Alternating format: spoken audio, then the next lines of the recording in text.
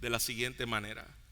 El primer día de la fiesta de los panes sin levadura, vinieron los discípulos a Jesús diciendo: ¿dónde quieres que preparemos para que comamos la Pascua?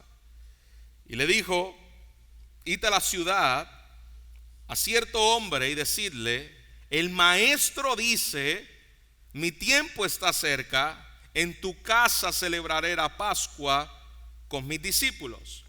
Y los discípulos hicieron como Jesús les mandó y prepararon la Pascua. Y cuando llegó la noche se sentó a la mesa con los 12, y mientras comían dijo: de cierto os digo que uno de vosotros me va a entregar. Y entristecidos en gran manera, comenzando cada uno de ellos a decirse: ¿soy yo, Señor? Y entonces él respondiendo le dijo: el que mete la mano conmigo en el plato, ese me va a entregar. A la verdad el Hijo del Hombre va según está escrito de él, mas ay de aquel hombre por quien el Hijo del Hombre es entregado. Bueno le fuera no haber nacido. Y entonces respondiendo Judas, el que le entregaba, dijo: ¿soy yo, maestro? Le dijo: tú lo has dicho. Y mientras comían, tomó Jesús el pan y bendijo y lo partió y dio a sus discípulos y dijo: comed, esto es mi cuerpo. Y tomando la copa, habiendo dado gracia, les dio diciendo: bebed de ella todos, porque esto es mi sangre del nuevo pacto, que por muchos es derramada para remisión de los pecados. Y os digo que desde ahora no beberé más de este fruto de la vid hasta aquel día, en que lo beba de nuevo con vosotros en el reino de mi Padre. Y cuando hubieron cantado el himno, salieron al monte de los olivos. Padre, una vez más, nadie es suficiente para poder, Señor, predicar tu palabra como es debido, para entenderla ni para aplicarla sin la obra de tu Espíritu Santo. Por eso, Señor, dependemos de la persona más importante de este auditorio y de esta asamblea. Es tu Espíritu el que convence, es tu Espíritu quien abre los ojos, es tu Espíritu que abre los oídos sordos, es tu Espíritu quien da un corazón de carne a los corazones de piedra. Así que te rogamos, Señor, que tu Espíritu Santo, que está con tu iglesia, en tu iglesia y a favor de ella, nos bendigas con el entendimiento de tu palabra. Te lo rogamos en Jesucristo tu Hijo. Amén. Amén. Hermano, si usted supiera que le quedaran 24 horas de vida, ¿cuál sería su mayor preocupación? Si usted supiera que lo que le quedan son 24 horas de vida, ¿cuál sería su mayor preocupación? Precisamente estamos en las últimas 24 horas de la vida de Jesús, antes de ir a la cruz. Y en esas últimas 24 horas, probablemente nosotros estaríamos consumidos de miedo, sabiendo que probablemente o con seguridad vamos a morir. Quizás la ansiedad nos llegue, la tristeza nos abrume, pero Jesús en sus últimas 24 horas de vida le quiere dejar algo claro a sus discípulos. Y Él quiere mostrarle con firmeza el verdadero propósito por el cual Él vino a esta tierra. Sus últimas 24 horas Jesús lo utiliza para dar detalles del propósito por el cual Él vino a esta tierra y explicar lo que significa la cruz. En eso dedicó Jesús sus últimas 24 horas de vida. Explicarle a sus cercanos, explicarle a sus discípulos qué significa lo que era o lo que iba a ser su muerte. Y esto es importante porque, hermano, 2000 años después, tristemente todavía muchos de los que dicen ser sus discípulos no entienden lo que significa el sacrificio de Cristo. Cuando tú preguntas por qué Cristo murió, muchos te pueden decir, bueno, murió porque ese fue el ejemplo de sacrificio de amor más grande. Jesús murió porque fue un hombre que se entregó por servirle a los demás. Otros pueden ver a Jesús como una tragedia conmovedora y ver la muerte de Cristo, como dijo el presidente de Israel hace poco, como si fuera un mártir que no pudo defenderse de las injusticias de la vida.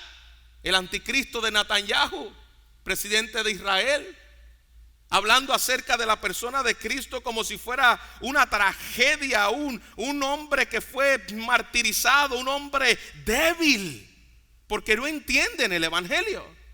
El énfasis de este pasaje, donde Jesús está mostrándole a sus discípulos lo que iba a ocurrir y el detalle de lo que iba a ocurrir, es hacer entender que él no iba a ser una víctima de la circunstancia.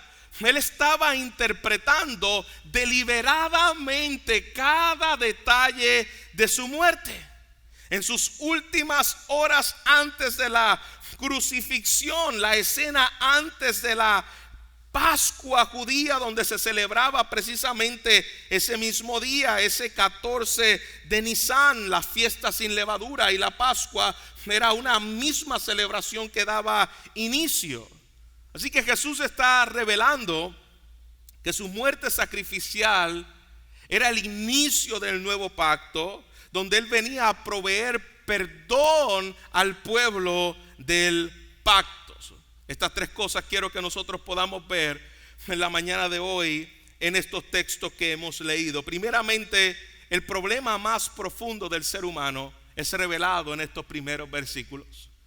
Luego estaremos viendo el sacrificio suficiente de Cristo y la esperanza segura de su reino venidero. Mira cómo Jesús, en el contexto de lo que significa lo que estamos leyendo, le hace ver que hay un problema en el ser humano, y es el problema del corazón, y la obra de Cristo vendría a sustituir lo que el ser humano no podía hacer.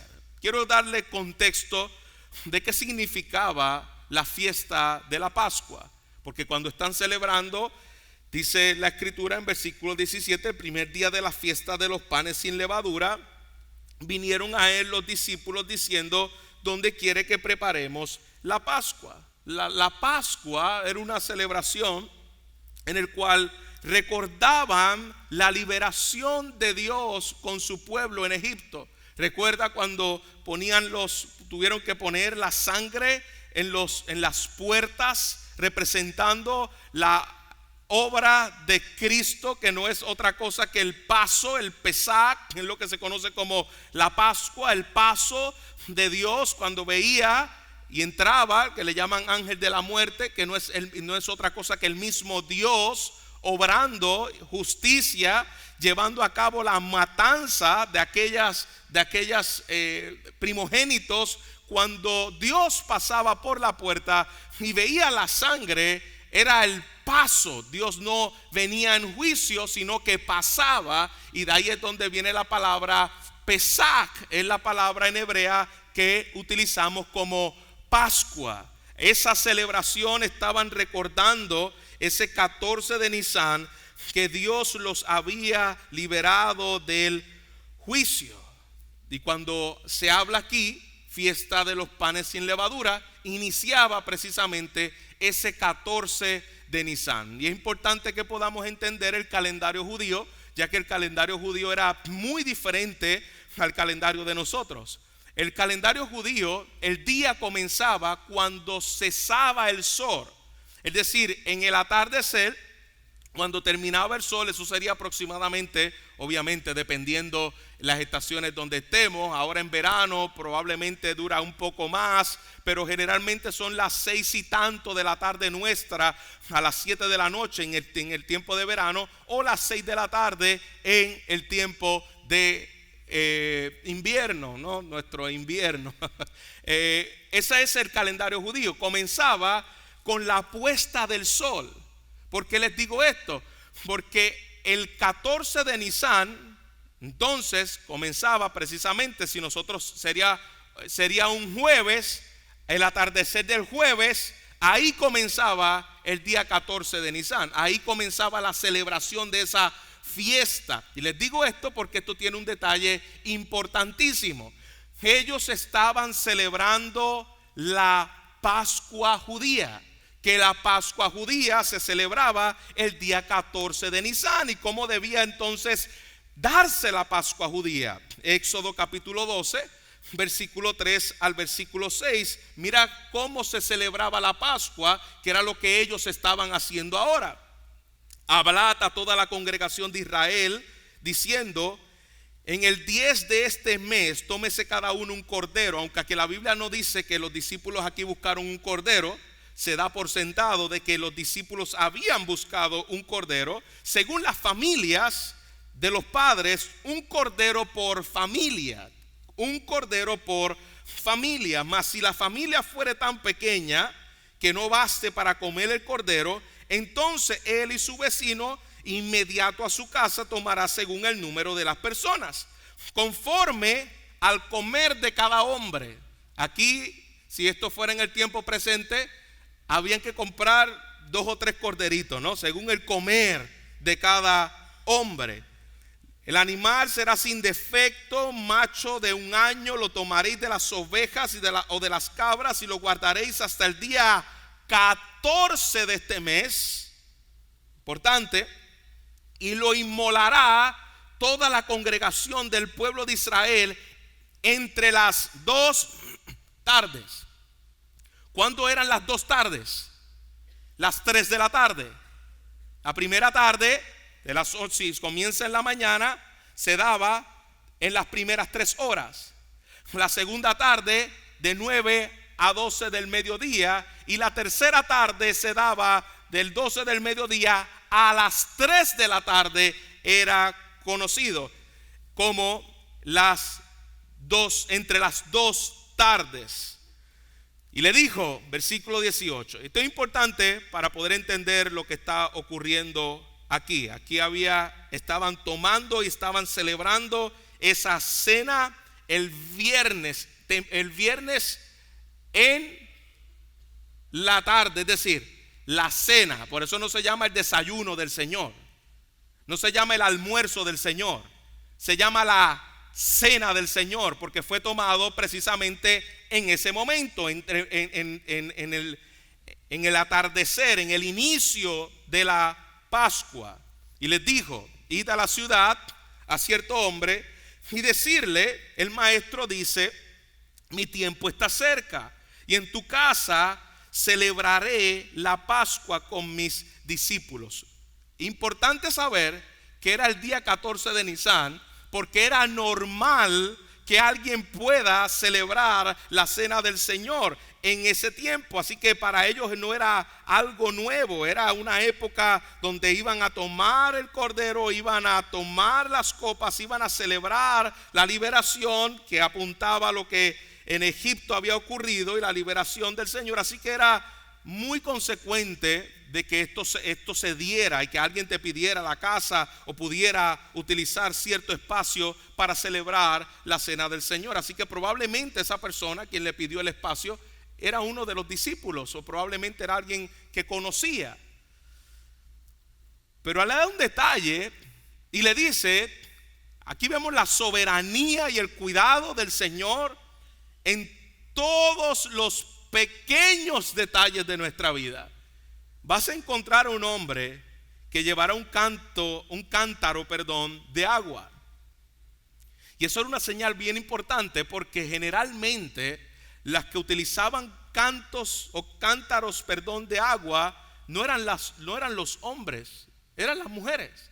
Así que ver a un hombre con un cántaro de agua probablemente llevado sobre la cabeza sería algo que lo iba a destacar y le iba a decir, cuando lo veas, era como, va a ser muy evidente quién es la persona.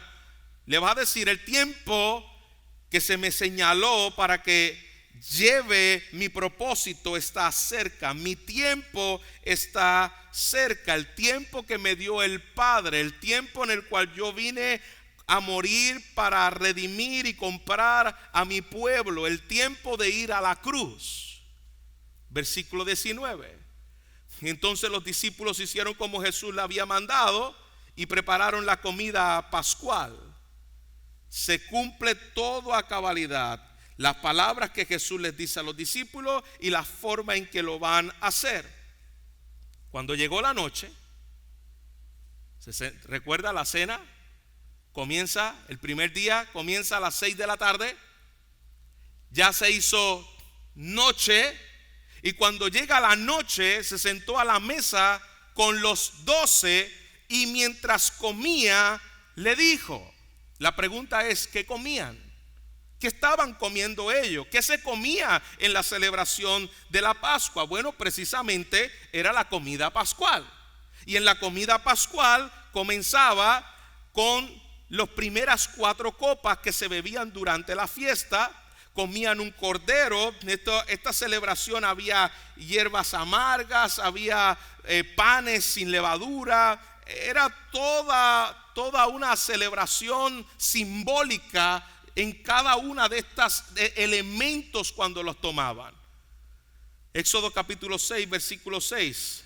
Por tanto, di a los hijos de Israel: yo soy el Señor, que os sacaré de debajo de las cargas pesadas de Egipto, y los liberaré de su esclavitud, y os redimiré con brazo extendido y con juicios grandes, y os tomaré a mi pueblo, y yo seré vuestro Dios. Esto ellos lo repetían a la hora de tomar la cena. Y cada una de las copas que utilizaban 4 copas. Se llenaba estas 4 copas de vino y agua, y luego se pronunciaba: alabado sea Jehová, nuestro Dios y nuestro Rey del mundo, que creas el fruto de la vid. Y esto le llamaban la copa de la bendición. Había otra copa que era conocida como la copa de la salvación, después de Dios haberlo liberado de la servidumbre de Egipto. Dice que traían sus panes sin levadura, sus hierbas amargas, y las distribuían, se lavaban las manos, ofrecían acción de gracia, y esta era la forma en la cual culminaban la cena. En el momento culminante era cuando el cordero pascual asado era traído a la mesa, y se explicaba el sentido de la comida, recitándole la historia de la Pascua a sus hijos, y recitándole la historia a toda la familia que estaban allí, cómo Dios los liberó de aquel día de la muerte, y cómo fueron libertados de los sufrimientos de la cautividad, representando la salvación en Egipto. Luego tomaban la segunda copa, la copa de la redención, que señala que Dios los había salvado de brazo extendido. Y la última de las copas cantaban el himno Halel, que se llama la copa de la consumación. Os tomaré por pueblo y yo seré vuestro Dios. Y de esa manera terminaban cantando un himno al cerrar la cena del Señor. En ese contexto está Jesús. Están dándose estos elementos de la cultura judío, y mientras ellos están haciendo eso, Jesús dice en el versículo 21: de cierto os digo que uno de vosotros me va a entregar. Y si fuera probablemente en el contexto nuestro, todo el mundo estuviese sospechando de otra persona menos de sí mismo.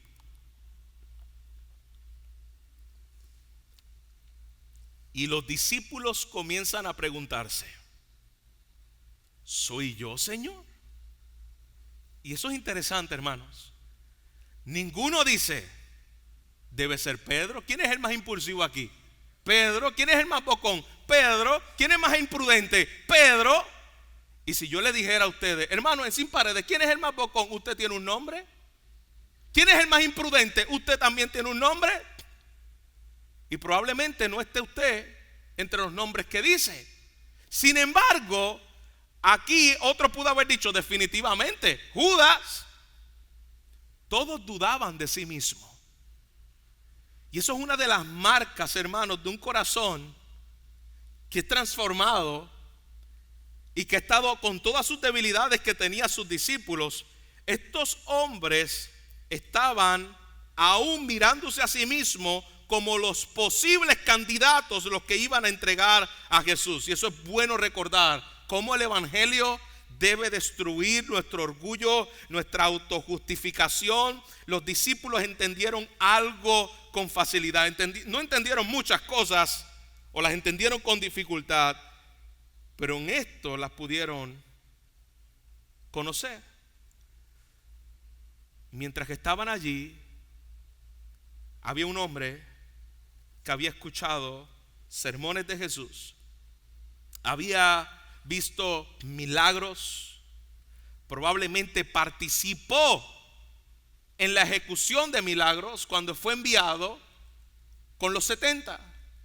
Probablemente aquí vemos a un hombre que hizo ministerio externamente, pero nunca creyó verdaderamente.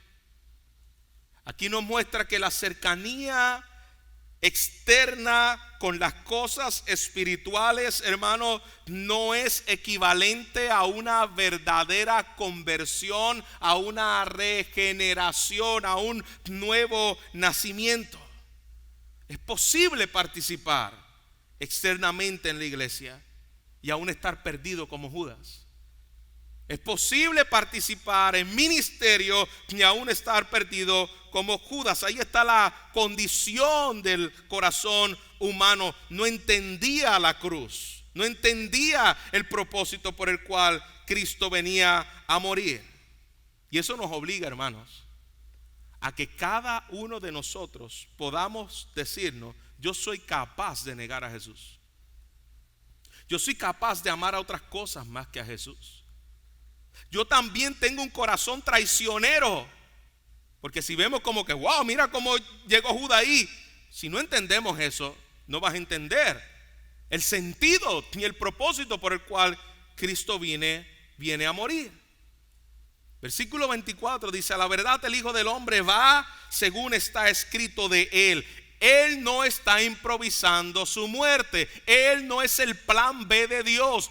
El hombre pecó, pues Dios se tiene que inventar un plan B. Pues vamos a inventarnos el plan para que Jesús venga entonces a morir por los pecadores. No, todo va según está escrito de él. Mas aquí está la soberanía de Dios y la responsabilidad humana. Todo está de acuerdo a lo que ha sido escrito de él. ¿Dónde ha sido escrito de él? En los Salmos, en Isaías, en Jeremías, en los profetas, en Génesis, en toda la Biblia hablaba acerca de este Mesías que habría de venir. Pero ay de aquel hombre por quien el Hijo del Hombre es entregado. Bueno le fuera a ese hombre no haber nacido. Todo es llevado de acuerdo a lo que la Escritura dice, pero en ningún lugar de la Escritura la predestinación y la profecía anula la responsabilidad humana. Aquí vemos todo predestinado desde antes de la fundación del mundo para llevarse a cabo detalladamente en la hora específica, en el día específico. Todo estaba detallado. La persona en la cual iba a posar en la casa, todo.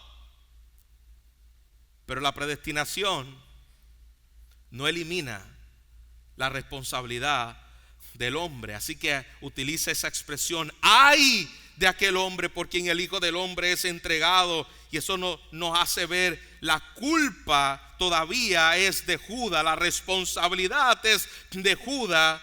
Le hubiera sido mejor no haber nacido. No, pues si Dios lo predestinó, pues entonces Judas no tiene culpa. No, eso es paralelo. La responsabilidad de Dios, la soberanía de Dios y la responsabilidad de Judas no se la quita. Nadie podrá tener de excusa, hice lo que hice porque al final estaba predestinado. Tú eres responsable. Y ay de ti, dice la palabra del Señor. Viendo y entendiendo la razón por la cual Cristo tiene que morir, la culpabilidad del hombre, lo que ocurrió y lo que representaba aquella Pascua por el pecado, Jesús ahora se revela a ellos de una forma única y especial como el Cordero Pascual. Versículo 26 al versículo 28 ocurre algo que nunca había ocurrido en todo el pueblo de Israel. Esto puede llamarse una revolución. Esto es algo único, esto es algo poderoso. Jesús toma los elementos de la Pascua y en particular toma dos de los elementos de la Pascua. Toma el pan, que utilizaban 3 panes. El primer pan le llamaban Abraham, el segundo pan representaba a Isaac, el tercer pan representaba a Jacob. Ellos tomaban el pan del medio y lo partían y daban de comer. No utilizaban el pan primero ni el pan tercero, utilizaban el segundo pan y decía, representando lo que Isaac iba a ocurrir, que iba a morir. Obviamente no murió por la misericordia de Dios. Y Jesús toma ese pan y él les dice, esto es mi cuerpo. Era la primera vez que un judío escuchaba una expresión como esa. Espérate, y esto no es Isaac. Esto no es Isaac. Isaac apuntaba al que realmente iba a morir. Isaac no fue quebrado, Isaac no fue matado, pero hubo un hijo que iba a ser sustituto. Y cuando Dios dijo, yo voy a proveer cordero, cuando él trajo aquello que estaba en la ramada, era un animal, era un carnero, pero el cordero vendría 2000 años después, y ese cordero era la persona de nuestro Señor Jesucristo. Él está diciendo, esto es el símbolo de mi cuerpo. Imagínese la mente de un discípulo que nunca había escuchado esto. El pan simboliza mi cuerpo entregado por ustedes. Yo seré quebrantado para que ustedes puedan ser rescatados, redimidos, salvados. Y mientras están comiendo la Pascua, Jesús pasa a ser, escúcheme, la Pascua. Mientras están tomando la Pascua, era la última Pascua celebrada, porque Cristo era la verdadera Pascua, el cumplimiento del nuevo pacto, lo que apuntaba a aquella Pascua judía. Jesús le está instituyendo por primera vez el nuevo pacto. El antiguo pacto iba a ser reemplazado, lo que era sombra de lo que habría de venir, ahora es instituido el cumplimiento de esa Pascua. Y unas pocas horas más, ese antiguo símbolo dejaría de existir, porque el día 14 de Nisan, entre las 2 tardes, el Cordero de Dios, y lo veremos más adelante, tomó el lugar del verdadero Cordero que debía ser, y los detalles de cómo ese Cordero iba a ser inmolado. Así que vemos a Jesús dándole una simbología de lo que él representaba, de la misma forma que lo hizo, por ejemplo, cuando Jesús en algún momento dijo, yo soy la puerta, yo soy la estrella de la mañana, yo soy la piedra del ángulo, yo soy el cordero, yo soy la roca. También se refiere a sí mismo como el pan que descendió del cielo. Obviamente aquí no estamos hablando de que literalmente ese pan era el cuerpo de Jesús, porque cuando Jesús dijo yo soy la puerta, estaba hablando de una representación simbólica de lo que estaba diciendo. Así que lo que el Señor está queriendo hacer es que por medio de esta cena pueda ser recordado su sacrificio y podamos reflexionar y abrazar y mirar el futuro con esperanza hacia su glorioso regreso. Mientras están tomando aquella cena, le dice: ustedes están recordando lo que yo haré por ustedes. Versículo 27. Y tomando la copa, habiendo dado gracia, les dio diciendo: bebed de ella solamente yo, porque yo soy el sacerdote y los demás no pueden beber. Eso dice ahí. ¿Y quién dice eso? La Iglesia Católica. Aquí no dice solamente el sacerdote debe beber la copa. Aquí dice: bebed de ella. ¿Quiénes? Todos, porque esto es mi sangre del nuevo pacto, que por muchos es derramada para remisión de pecados. Recuerda, había 4 copas en la Pascua. Él toma una de las copas y dice: esta es la copa, esta copa es mi sangre del nuevo pacto, que será derramada por muchos. No dice que toda persona por la cual es derramada esta sangre es cada individuo. Dice: por muchos es derramada para remisión de pecado. ¿Y quiénes son esos muchos? Mi pueblo escogido desde antes de la fundación del mundo. Todo aquel que cree, todo aquel que se arrepiente de su pecado y viene al Señor Jesucristo. Es el cumplimiento del nuevo pacto. La sangre de Cristo no cayó en tierra en vano como una hipótesis para ver quién se puede salvar y quién no se puede salvar. La sangre de Cristo fue derramada por muchos, y todos esos muchos por los cuales Cristo derramó su sangre, un día estarán con Él. Esto es mi sangre del nuevo pacto, que por muchos es derramada. ¿Para qué? Para remisión de pecado.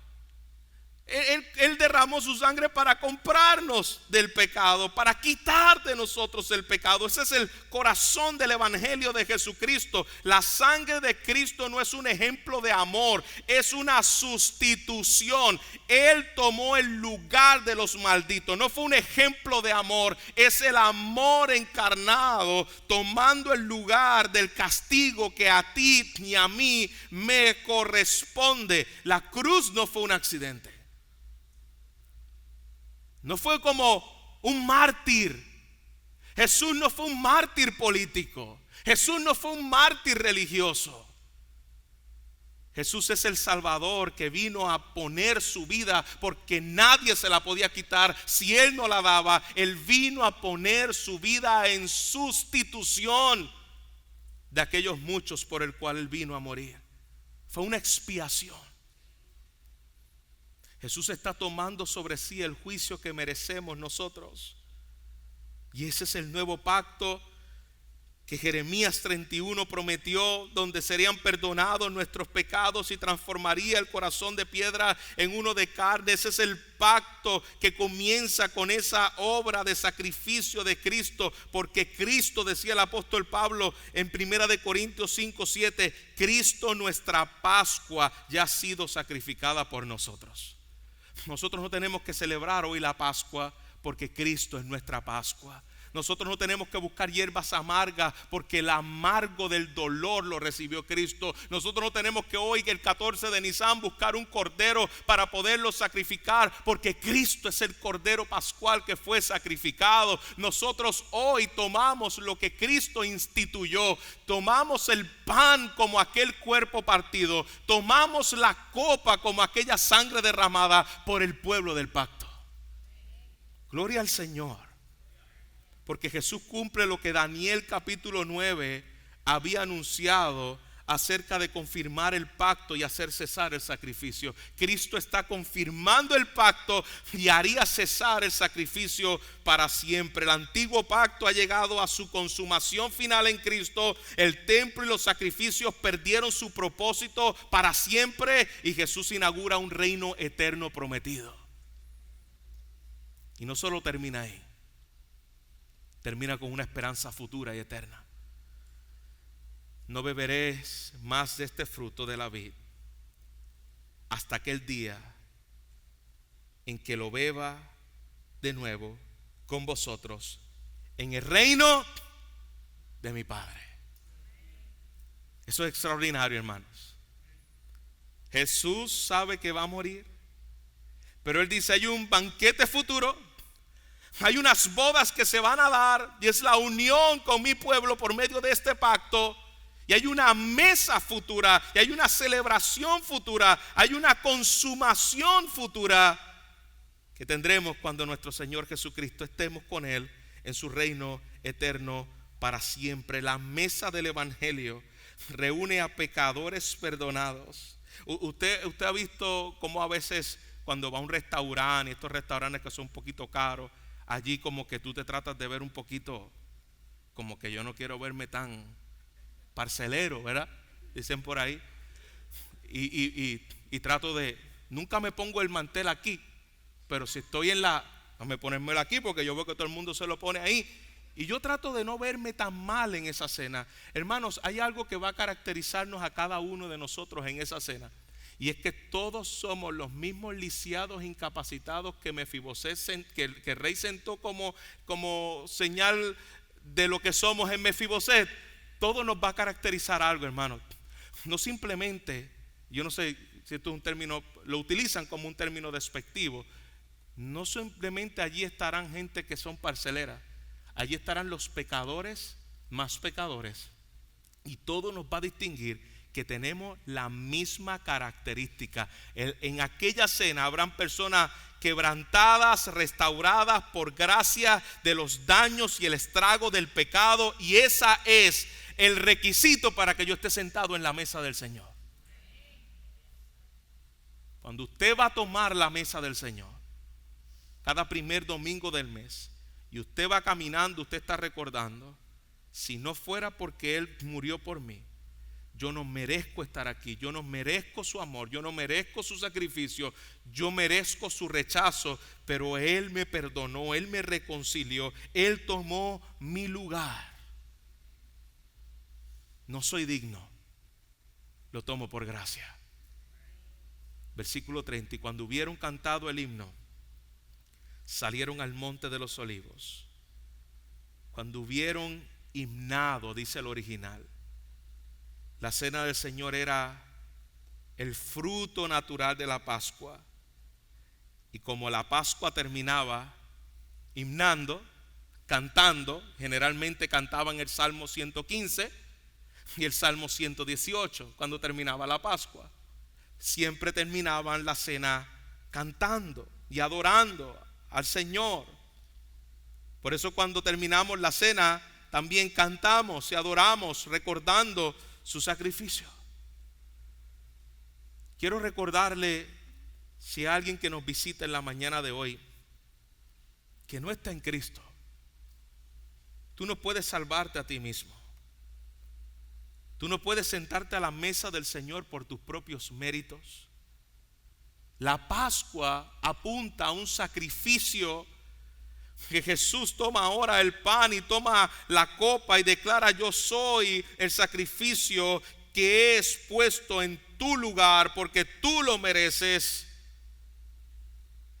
Tu mayor problema, amigo, que te encuentras aquí y por el cual has llegado aquí, no es tu problema emocional. Tu mayor problema no es un problema económico de trabajo. Tu mayor problema no es social. Tu mayor problema es el pecado delante de un Dios santo. Y la buena noticia es que el Cordero tomó el lugar de los pecadores y tú puedes ser hoy parte de esos muchos. Muchos viven pensando: bueno, es que yo no soy tan malo. Bueno, es que yo siempre he tratado de hacer el bien. Bueno, Dios conoce mi corazón. Mientras te sigas justificando detrás de esa autopiedad, justicia propia, no podrás ver la gloria por el cual el Cordero tuvo que morir. Él vino a morir por pecadores. Cuando tú ves tu pecado, te arrepientes y confías en Cristo por lo que Él hizo, lo que yo jamás podría hacer. Él me da perdón a hombres rebeldes, enemigos de Él, traidores, y nos da la gracia. Así, querido amigo, deja de confiar hoy en tu religión, deja de confiar hoy en tus buenas obras, Deja de confiar en tus bondades y corre al verdadero Cordero Pascual, porque Él vino no porque eras bueno, Él vino porque eras un miserable pecador. Y solo por la gracia de Él puedes encontrar salvación. Solo la sangre de Cristo puede reconciliarte con Dios. Amada iglesia, los creyentes que están aquí, quizás es un texto conocido por muchos, pero el Señor nos recuerda descansar en el poder del Evangelio. Muchas veces como que comenzamos nuestra vida cristiana por la gracia, pero vivimos como si Dios me fuera a aceptar por medio de mi rendimiento espiritual, y cuando fallo pienso Dios tiene que estar muy decepcionado de mí, yo no soy digno de Él, tal vez Dios ya no me quiere igual. Saca los ojos de ti, porque nunca se trató de ti, nunca se trató de tu bondad, nunca se trató de tu justicia, nunca se trató de tu santidad. Siempre se trató de un sustituto que venía a tomar el lugar de los pecadores. Y la cena del Señor me recuerda que mi esperanza nunca está en mi fidelidad, nunca está en mi desempeño. Mi esperanza está en la obra terminada de Cristo por mí. Por eso tuvo que venir Jesús. Jesús sabía perfectamente, hermanos, quiénes estaban sentados en esa mesa. Todos los que estuvieron sentados en esa mesa, hermanos, desaparecieron horas después. Jesús sabía que Pedro lo iba a negar. Jesús sabía que Pedro lo iba a maldecir. Jesús sabía que los discípulos iban a huir. Jesús sabía que todos los que estaban allí le iban a fallar. Y aún así le dio el pan y le dio la copa. Si Jesús fuera como tú y como yo, que sabía lo que iba a ocurrir, sabía que Pedro horas después iba a maldecir su nombre, cuando estaba repartiendo el pan iba a decir: hey, tú no, yo sé lo que viene después. Y ustedes tampoco, ninguno van a comer del pan, ninguno va a comer de mi copa, porque ninguno lo merece. Se acabó la cena.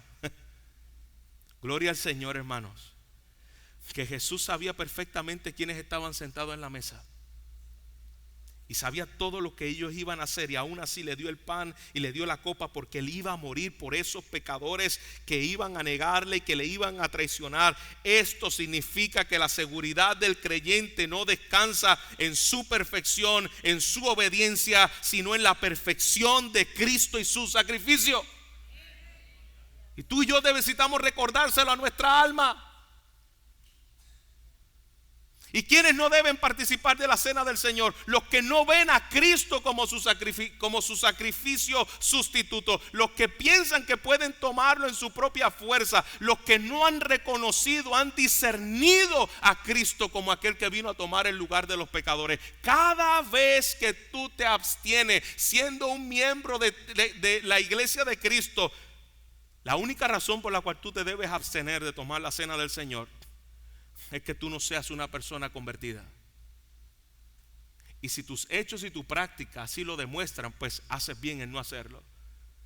Pero si tú cada vez que tomas la cena es porque tú has visto a Cristo como aquel que sustituyó tu justicia que no tenía, tu santidad que no tenía, tu perfección que no tenía,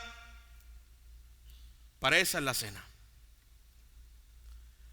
Manera de aplicación, hermanos, en medio de nuestros miedos, la traición, como vemos aquí de los discípulos,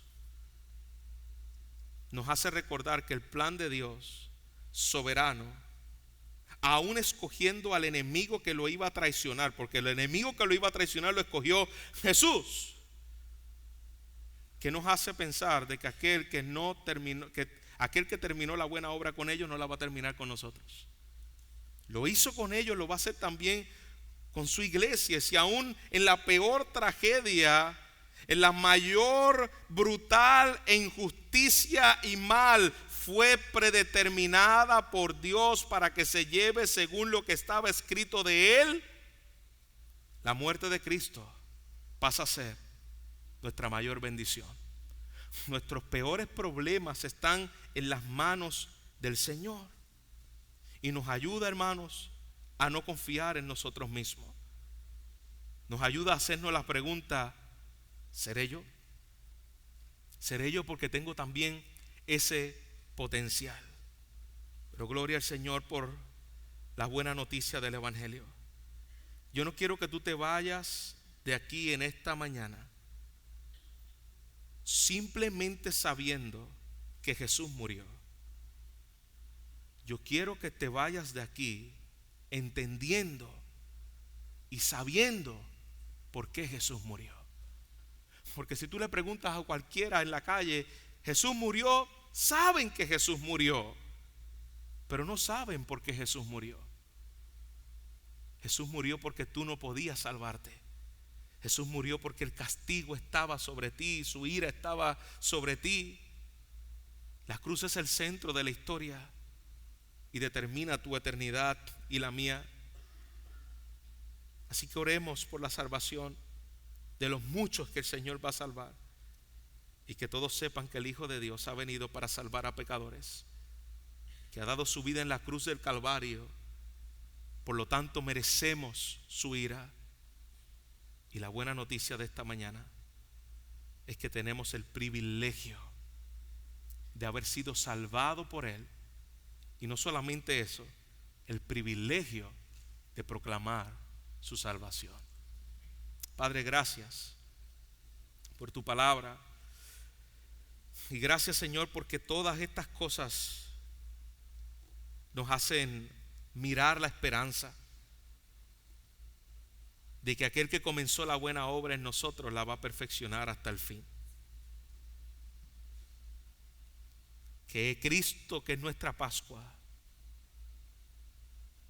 sea aquello por el cual nosotros vivamos,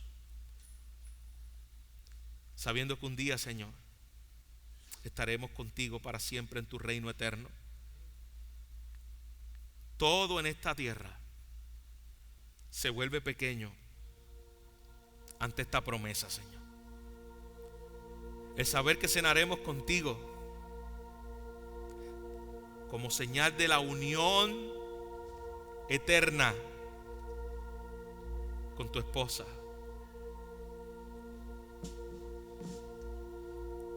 Y en esta cena, Señor, que apunta a una cena mayor, podemos ver el corazón del hombre profundamente sumergido en su pecado. Pero lo más hermoso de esta historia, de estos textos que acabamos de leer, es un Salvador perfectamente suficiente. Un reino gloriosamente seguro.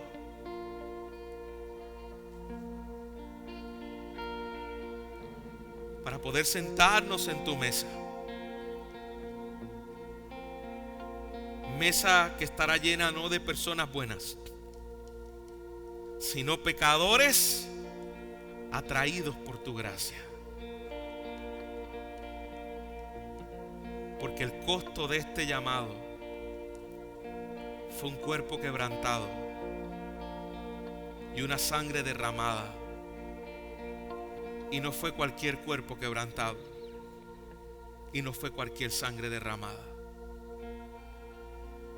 El cuerpo de tu Hijo Jesús, el Dios encarnado, y la sangre derramada del Hijo de Dios. Padre, gracias. Gracias. En Cristo Jesús oramos. Amén.